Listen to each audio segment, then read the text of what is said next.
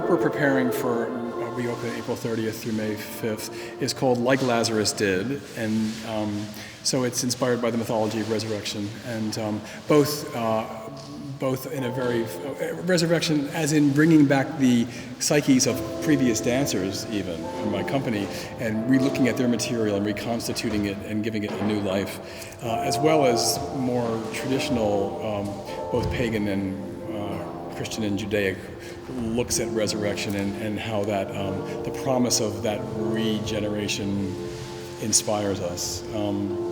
So that's kind of what we're looking at, and the music is Ryan Lott. It's a commissioned score. It's a full evening work, commissioned score by Ryan Lott, and he has found a songbook of old slave songs from the 1800s, and we both became fascinated with the way that the most oppressed people had the most uplifting and beautiful songs to keep them alive, and we thought that was pretty inspiring, so we turned to some of those, and he's of course made them very contemporary and shifted them in a way, only the way that he can. But he's being accompanied by the Young People's Chorus of New York under the direction of Francisco Nunez. This is our third collaboration, and I'm very excited about that. And I'm working with the incredible performance artist Janine Antoni, who she's offering she will be the set. So she will use her body as the set, and she will be in a suspended meditation in the audience while the performance is going on. And she will be a still counterpoint to our tumultuous physical world.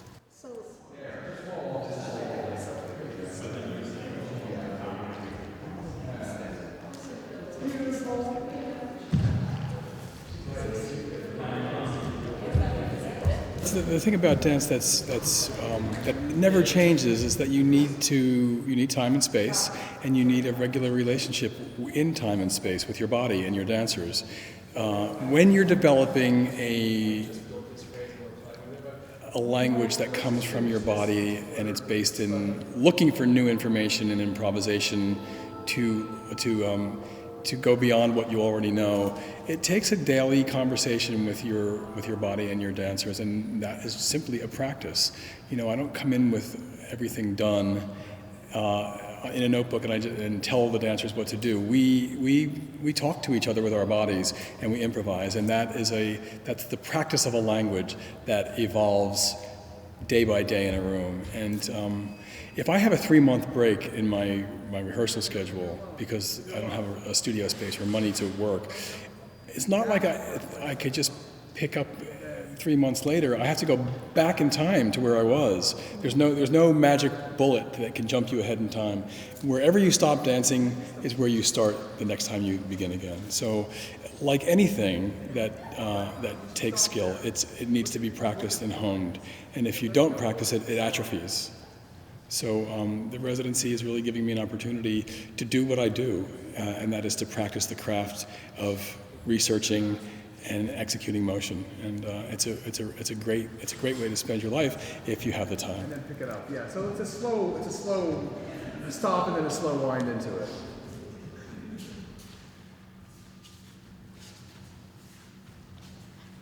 Good.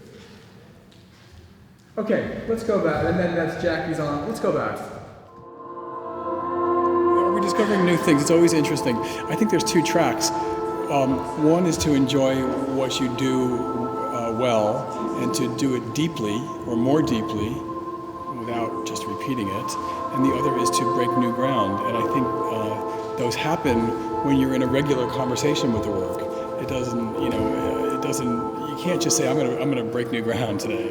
It happens sneakily and insidiously. So are we discovering new things? Yeah, we are. And then we're re-looking at some very old things. And in the work that we're going to be premiering at the Joyce at the end of May, at the end of April and the beginning of May, it's inspired by the mythology of resurrection. So we're looking a lot about how our bodies and our weight goes up and down. How does weight and energy move up through the body and up through space, and how does it move down through space? It's an ancient theme, rising and falling, really. birth and death, regeneration. So some things are new and some things are very, very old.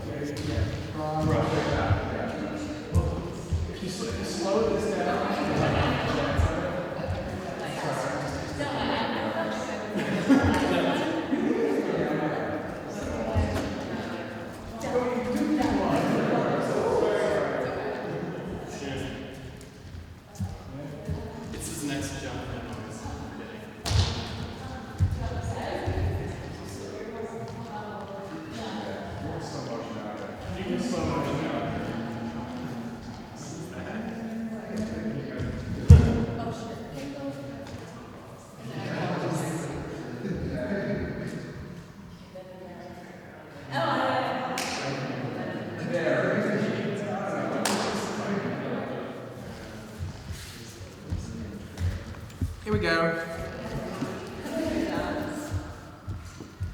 Music is on. I've borne so many children, pulled out from the embrace in chains. When I cried out, my mother cried. No one but Jesus heard me. No one but Jesus heard. Well, we were really looking for a way to inject ourselves more into the whole theater. I just felt like, well, as the artist in residence, I want to be all over the place. So how do we break out of the stage? And for me, a lot of it is that I've been on that stage so much, and I've done so many variations on 8 and 10 dancers, and I just thought, well, how do we spill into the world, off the stage and into the world? So Janine will occupy that. The actual audience will be her stage.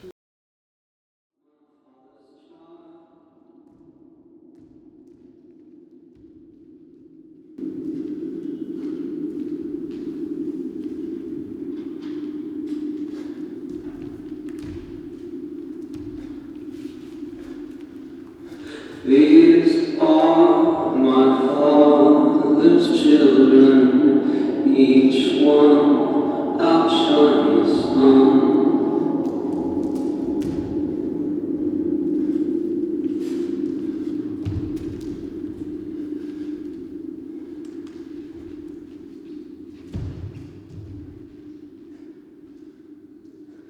These are my father's children. So it's incredibly, it's hard to say how thrilled I am to be the first artist in residence at the Joyce Theater. It's an incredible honor. As many of you know, that I've grown up on this stage, and to be welcomed after all these years in that way and to be honored in that way is a very emotional, and it's made an enormous impact on not only how we feel as a company, like not alone against the world and not in isolation from the rest of the world, but also the enormous amount of financial resources has really made our year possible. Our next 2 years will be possible because of that. And after 30 years of having a company, to have that kind of injection of support instead of being kind of pushed to the side it's a big deal. It's a very big deal. It's hard to really say how big, but we're here. I think we're still here because of this residency, and I'm very grateful. So thanks, everybody.